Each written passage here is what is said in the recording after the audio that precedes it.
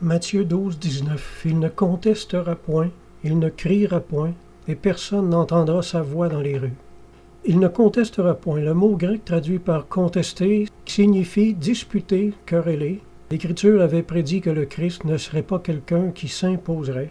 Les gens qui imposent leur autorité n'ont pas vraiment d'autorité, ils ont seulement un problème d'ego. La sagesse a plus d'autorité que la force. L'autorité, c'est un manque d'autorité.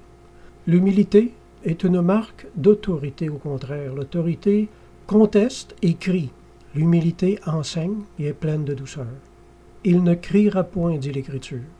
Le mot traduit par le verbe crier, en grec, signifie vociférer, réclamer à grand bruit. Ce mot a approximativement le même sens que celui utilisé en Matthieu 27, 23, où il est dit que les gens criaient contre le Christ pour qu'il soit crucifié. En d'autres mots, l'Écriture a prophétisé que le Christ n'allait pas se débattre pour se faire valoir lui-même, mais qu'il laisserait simplement Dieu le faire.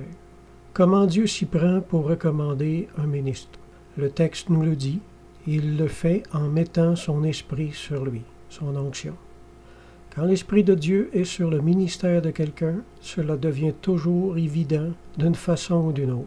Nul besoin d'essayer de convaincre les gens, c'est Dieu qui s'en charge.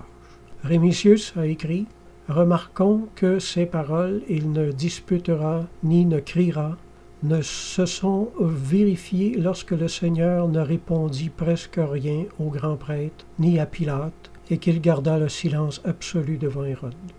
Il s'est tu comme un agneau devant celui qui le tond. » Et comme François de Sales l'a si bien écrit, « Une once d'humilité vaut mieux que 1000 livres d'honneur. » Amen.